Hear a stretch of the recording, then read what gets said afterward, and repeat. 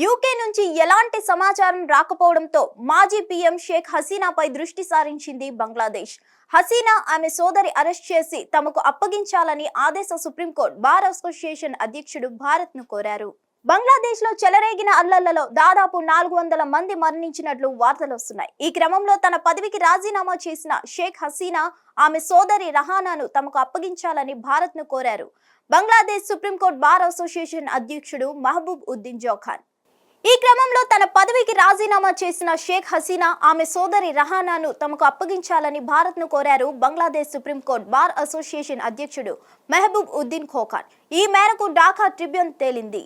రాజధాని ఢాకాలో మీడియాతో మాట్లాడిన ఖోఖాన్ తాము భారత్తో స్నేహ బంధాన్ని కొనసాగించాలని కోరుకున్నట్లు తెలిపారు. దయచేసి షేక్ హసీనా ఆమె సోదరిని అరెస్ట్ చేసి బంగ్లాదేశ్కు పంపించాలన్నారు. బంగ్లాదేశ్లో హసీనా వందల మరణాలకు కారణమైందని ఆయన ఆరోపించారు. మరోవైపు దేశంలో అత్యవసర పరిస్థితిని ప్రకటించడాన్ని వ్యతిరేకిస్తూ అవినీతికి పాల్పడిన సుప్రీంకోర్టు న్యాయమూర్తులు వారంలోగా రాజీనామా చేయాలని డిమాండ్ చేశారు.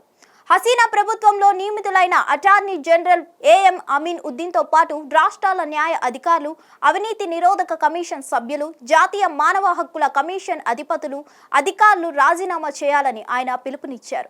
అల్లర్ల నేపథ్యంలో అరెస్టైన యువత, రాజకీయ నేతలను తక్షణమే విడుదల చేయాలన్నది ఆయన డిమాండ్. మరిన్ని అప్డేట్స్ కోసం stay tune to hit TV. Hit TV app ని డౌన్లోడ్ చేసుకోండి. ఇందులో short news, live news, entertainment movies అన్ని అవైలబుల్ గా ఉన్నాయి. Please download Hit TV app. Hit TV app hit TV యాప్ని ఫ్రీగా డౌన్లోడ్ చేసుకోండి.